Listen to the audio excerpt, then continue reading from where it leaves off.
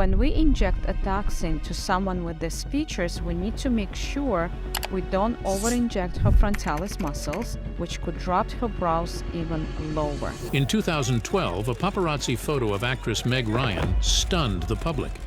Her face looked completely changed and swollen. Her lips appeared altered. Overnight, America's sweetheart became the subject of relentless speculation. Plastic surgeons started making lists of the potential costs for all her changes. The estimates were shocking. Something had changed within her, and fans wondered how she could have gotten to this point. Then finally, Meg broke her silence and made them understand. What caused Meg's need for perfection? When audiences really noticed the change in Meg, she was presenting Best Picture at the 2025 Oscars. With Sally, please welcome Meg Ryan and the best Oscar host ever, Billy Crystal. The audience wasn't watching the envelope. They were watching her face. Within hours, the internet exploded. Thousands compared photos spanning decades, analyzing every angle, cataloging every change. The lip fillers had transformed her naturally full lips into something unrecognizable, swollen, and disproportionate. Her face bore the unmistakable signs of multiple facelifts, that stretched and frozen look where skin no longer moves with emotion. Her cheekbones protruded unnaturally, pushed forward by implants or layers of filler. The lower eyelids appeared botched, and her neck betrayed the work too, bunching and folding when she turned her head. The list kept growing. Botox, rhinoplasty, blepharoplasty, neck lifts. Each procedure cost thousands, each one promising to turn back time. Together, they'd erase the woman America had fallen in love with. But a normal childhood does not cause the insecurity that compelled Meg to feel like she needed to change her appearance drastically. It all started with her mother. Meg, who was actually born Margaret Hyra, came home from her school in Fairfield, Connecticut one day and found her father sitting in the dark. Her mother had left for Manhattan that morning, chasing the acting dream that mattered more than her family. That abandonment set the example for Meg. Achieve your dreams over everything, no matter what the outcome for your family or for your body. The small-town brilliance. In high school, Meg also was taught that appearances were everything. Bethel High School voted Meg cutest girl in 1975. She was the type who won things without trying too hard. Student council treasurer, DECA state champion, dance team captain, who could nail a perfect aerial without spotting. At 16, she entered Miss Connecticut Teenager and came in second. Second place meant a full ride to UConn, which meant college without bankrupting her father. She chose journalism because she wanted fame. She wanted to matter in ways her mother never could. Spring 1981. She needed 12 more credits to graduate, 3 more months of media theory and communication ethics. Then television soap opera, As the World Turns, started casting for someone who could cry on cue and look good in pearls. She auditioned. We were in the cab playing I Spy. I spy a mailbox, I spy a lamppost. They offered her Betsy Montgomery at $550 per episode, 3 episodes a week, teaching her once again that her appearance was what mattered most. She left 8 weeks before graduation, trading her degree for a CBS dressing room shared with 3 other girls chasing the same dream. When NBC cast her in One of the Boys with Mickey Rooney, she thought she'd made it. Primetime opposite a Hollywood legend. The show died after 13 episodes. By Christmas 1982, she owed Visa $5,000 and was auditioning for anything that paid. Tampax commercials, student films, regional theater. The brutal Hollywood education that almost broke her. George Cukor's hands shook when he directed Rich and Famous, but his eyes could still spot a bad performance from across a soundstage. This was January 1981, his final film, and he directed it like a man settling debts with God. Meg played a hitchhiker named Debbie Blake who existed mainly to make Jacqueline Bisset look sophisticated by comparison. Cukor made her repeat a phone call 23 times because her tears kept falling a beat too early. "Crying isn't acting," he said, loud enough for the crew to hear. "Trying not to cry is acting." She changed clothes in bathroom stalls while Bisset and Candice Bergen retired to trailers with air conditioning and fresh flowers. 16-hour days at the Algonquin Hotel taught her that Hollywood was about endurance, not talent. Oh my God! The film opened to empty theaters in October. Variety called her performance forgettable, which was worse than being called terrible. At least terrible meant someone noticed. Then came Amityville 3D, a movie so bad it killed careers just by proximity. The famous house on Ocean Avenue had become a tourist trap where people took photos pretending to be scared. The production filled rooms with smoke machines that made everyone's eyes water. They glued dead flies to honey-covered walls because real flies wouldn't stay put.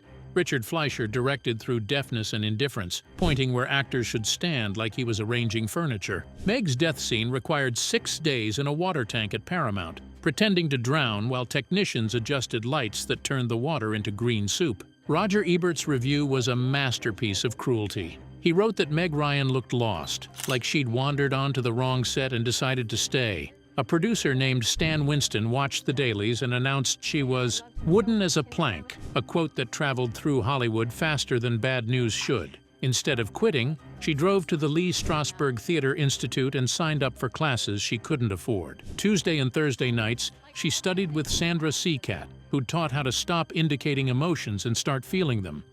Top Gun and the overnight transformation to stardom.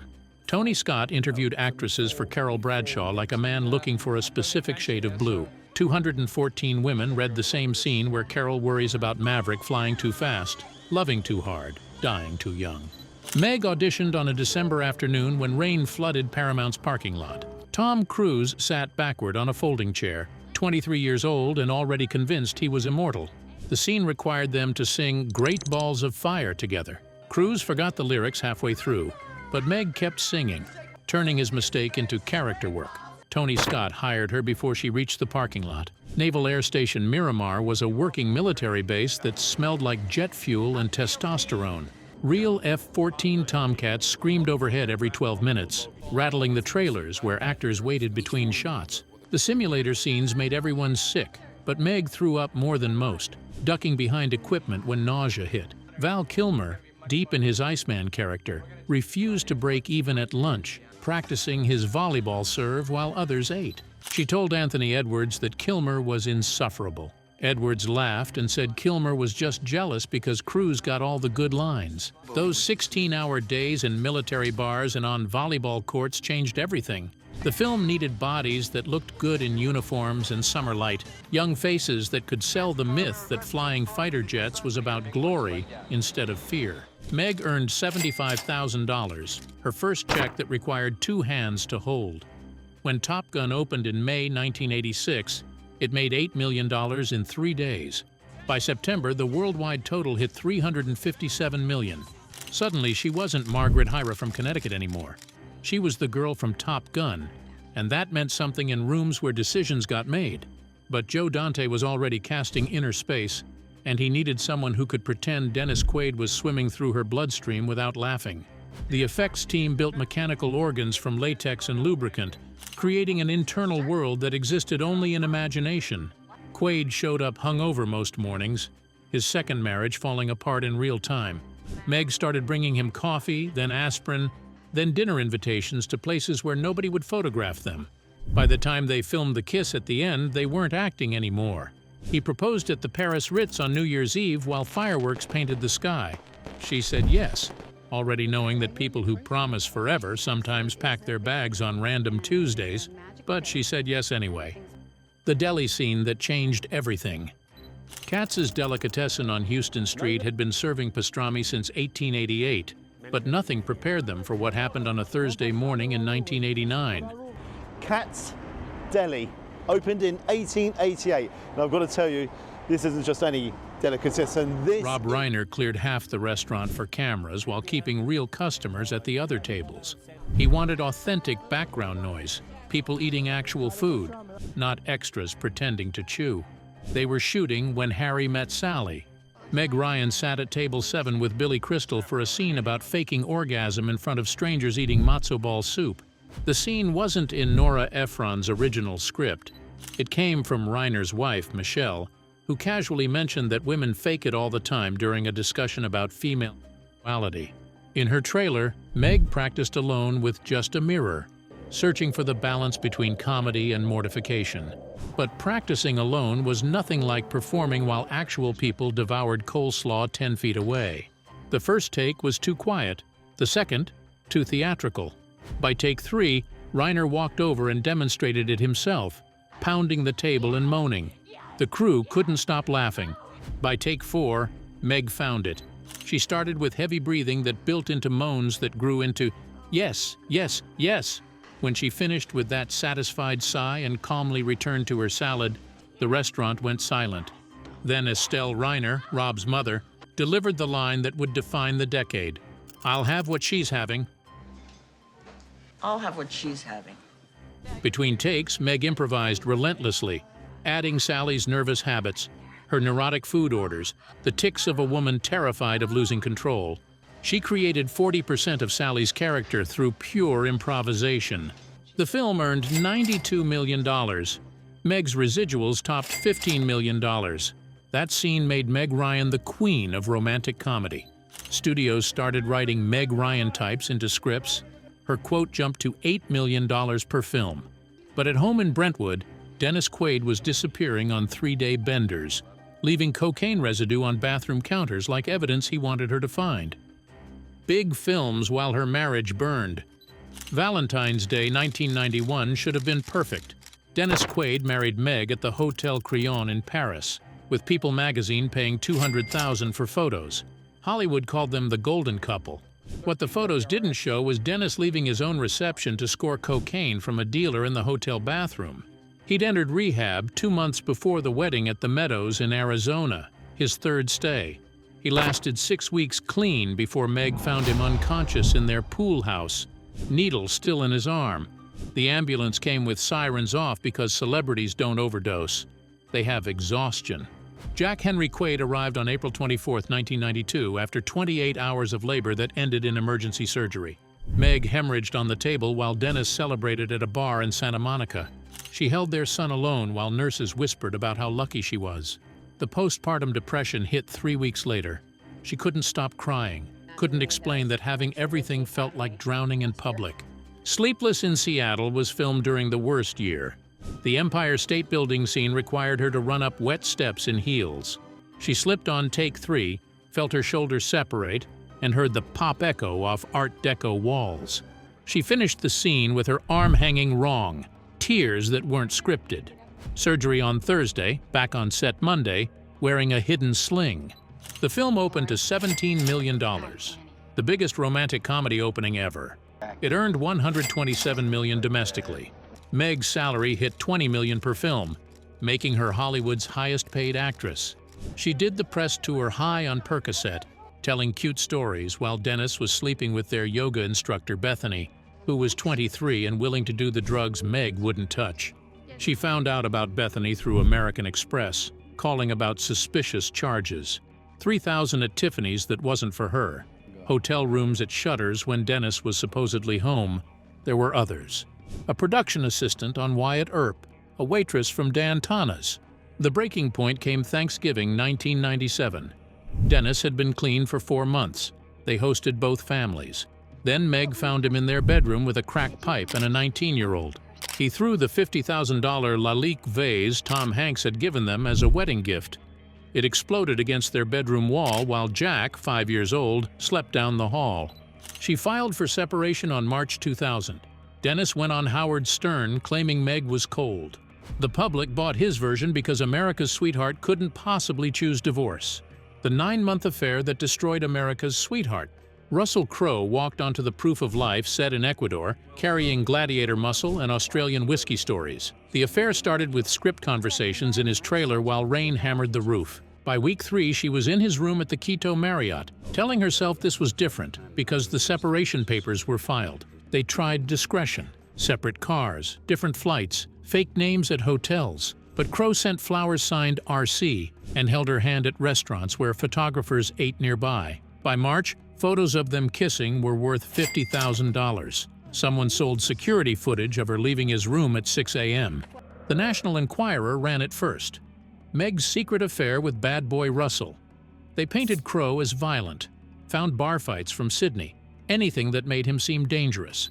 Dennis Quaid went on Access Hollywood looking wounded, the faithful husband betrayed. He didn't mention his affairs and addictions. The narrative was set.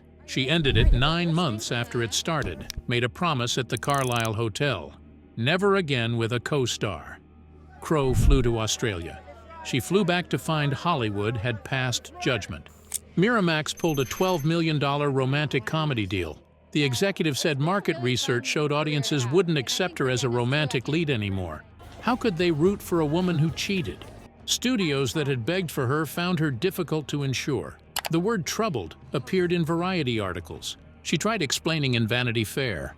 Yes, she'd had an affair, but Dennis had been unfaithful throughout their marriage. She listed dates and names. Nobody wanted complexity. They wanted America's sweetheart to apologize and be adorable again. The fall was breathtaking. The spectacular fall, when every movie became a disaster. Hanging Up premiered February 2000 while Meg's lawyers were dividing assets with Dennis Quaid's team. The film needed $60 million to break even. It made $51.9. Behind the scenes, Diane Keaton and Lisa Kudrow watched Meg show up late 15 times, sometimes missing entire morning shoots. Why is she there so early? Oh, I see. Silence. It means you're going to tell me later. I can't possibly wait. How's Dad? The custody battle over Jack meant court appearances before shooting times. She'd arrived still wearing the same clothes from court, eyes red from crying in her car. Walter Matthau died during production. He was playing the father they were all fighting over. Hi, Daddy.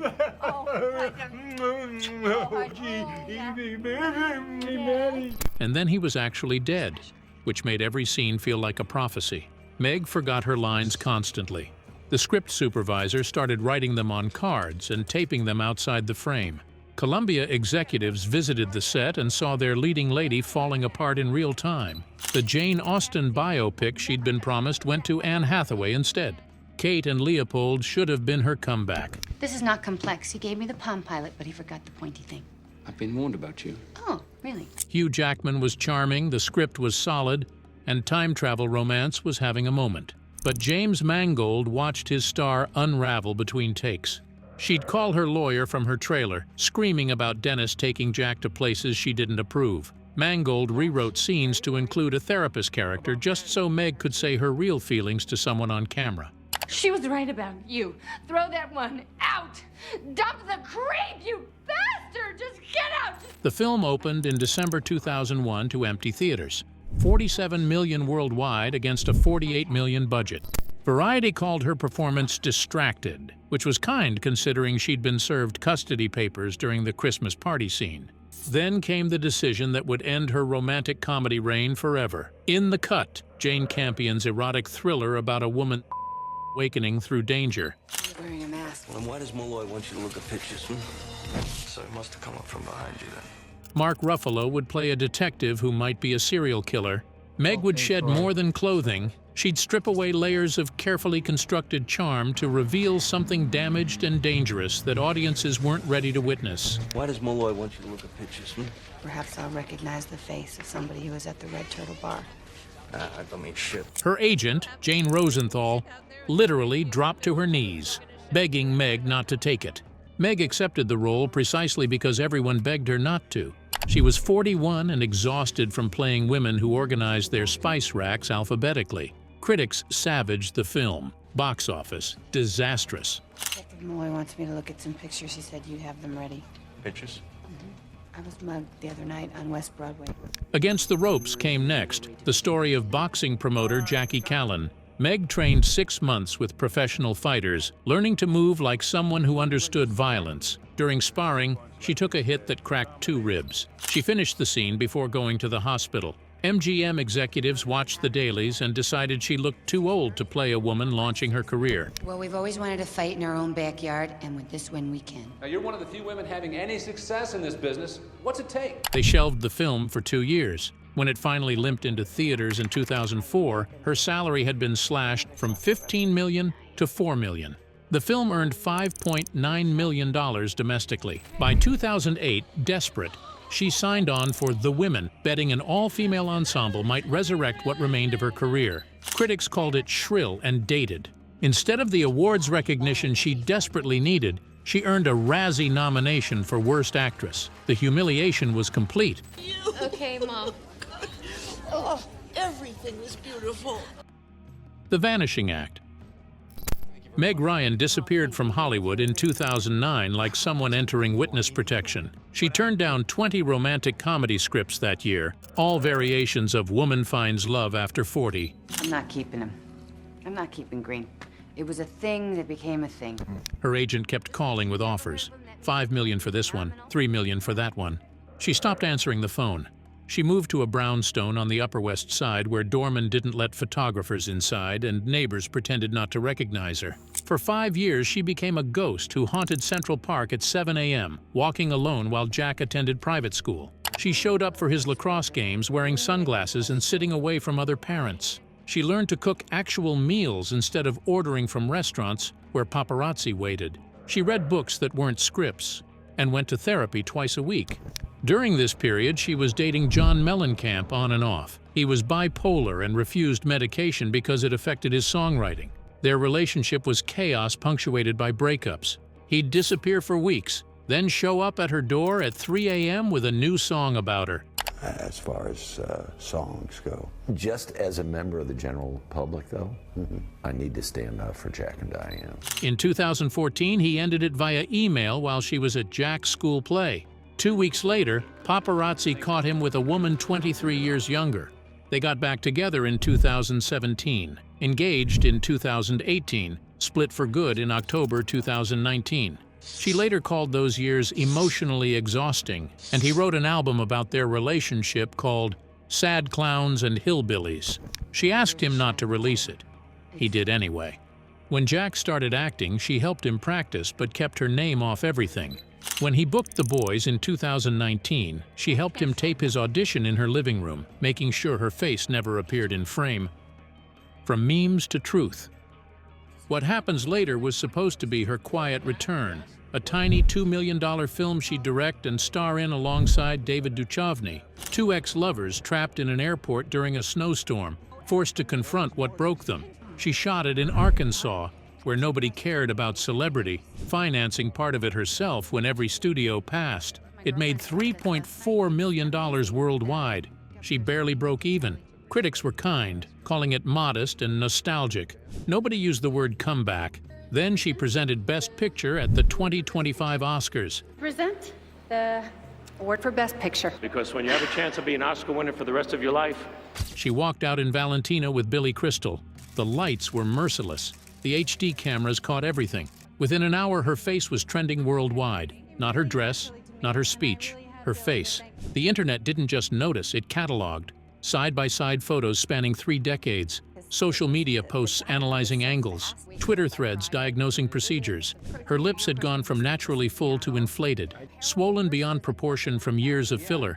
Her face had that stretched, immobile quality of multiple facelifts. Skin pulled so tight it couldn't move with emotion anymore. Her cheekbones jutted unnaturally, pushed forward by implants or excessive filler.